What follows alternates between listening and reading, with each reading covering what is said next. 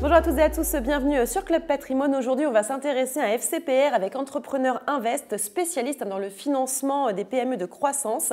Et on en parle avec le CEO d'Entrepreneur Invest, c'est Frédéric Zablocki. Bonjour. Bonjour. Merci encore d'être avec nous dans ce studio. On va parler d'Entrepreneur et rendement numéro 8. C'est le 11e millésime de votre gamme que vous avez lancé en 2013. Ça fait une petite dizaine d'années. Pourquoi nous parler de ce fonds aujourd'hui et si on parlait également de la stratégie de ce fonds ? J'en parle parce qu'en fait, c'est un peu notre vaisseau amiral. C'est notre fonds qui est le plus connu dans la gamme. Et c'est un fonds qui a des performances extrêmement, je dirais, régulières. Donc on sait très bien qu'avec notre fonds, pour prendre un exemple, le plus mauvais de nos fonds, le moins performant, il a fait à peu près 4% de rendement. Donc c'est quand même positif.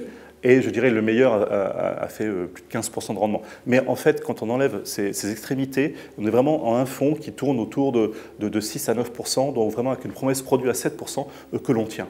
C'est la cible de rendement, ça, les 7%? Totalement, c'est la cible de rendement, 7%. Et on voit bien qu'on s'y approche et on le dépasse, notamment parce que c'est un fonds obligataire convertible.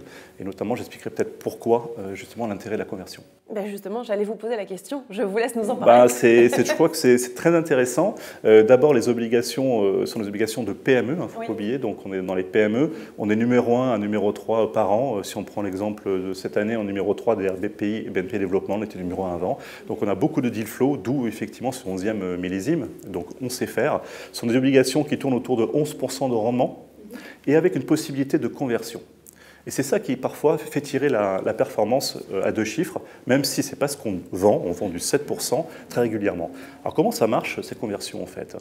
C'est à un moment donné, on a le choix, soit de toucher ce qu'on appelle la prime de conversion pour arriver aux 11%, soit on a le choix de convertir quand il y a une cession d'entreprise. Et donc ça arrive 1 à 2 fois par millésime sur 15 à 20 lignes que l'on a. Et c'est ça qui peut tirer cette fameuse, je dirais, performance à 2 chiffres. Et donc c'est quelque chose qu'on maîtrise bien. On a fait à peu près 150 investissements d'obligations convertibles depuis une dizaine d'années qu'on vient d'en parler. On connaît bien ce secteur et c'est pour ça que je parle de ce produit qui est vraiment un produit qu'on peut vendre à tout le monde dans la gestion de patrimoine. Parfait. Et comment vous sélectionnez précisément les entreprises ? Alors les entreprises, c'est un deal flow construit depuis 25 ans, c'est 25 ans qu'on fait ce travail. Donc on reçoit à peu près 900 dossiers et on en fait une quinzaine. Et dans la quinzaine, ce qu'il faut savoir par an, bien sûr, je parle par an, il y a la moitié qui vient de notre portefeuille. Donc ce qui est très intéressant, c'est qu'on connaît déjà les managers, on connaît bien l'entreprise et donc c'est déjà beaucoup moins de risques quand on rentre. Donc on sélectionne sur la croissance, sur les secteurs, alors on est tous secteurs, mais avec une petite tendance quand même, société de croissance innovante, mais aussi on peut faire de l'hôtellerie de plein air, c'est-à-dire des campings, on peut faire des sociétés de services, mais aussi jusqu'à la cybersécurité, donc c'est vraiment généraliste. C'est plus, je dirais, sur la croissance et sur la qualité des équipes. Parfait. Et combien de partenaires assureurs avez-vous? Alors aujourd'hui, ce fonds est distribué via 4 assureurs. On a Swiss Life, on a AXA, on a Generali, ce qui est un peu nouveau depuis 3 mois, et Spirica qui nous suit depuis pas mal d'années. Parfait. Alors comment concrètement on peut y souscrire et est-ce qu'on a un intérêt fiscal aussi? Alors on peut souscrire de 2 façons. Le compte titre avec un intérêt fiscal parce que ce fonds, vous n'avez pas de plus-value à la sortie, vous avez que les charges sociales à 17,2, les prélèvements sociaux.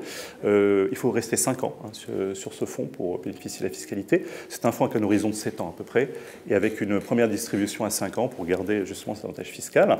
Cette première distribution, on devrait rendre le dominal, c'est ce qu'on fait habituellement, et après la plus-value. Mais aussi, quand vous êtes personne morale, c'est un fonds à 15%, donc c'est beaucoup moins que les 25% qu'on peut avoir.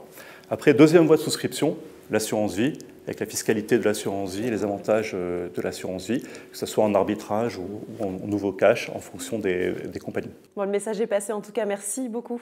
Merci à vous.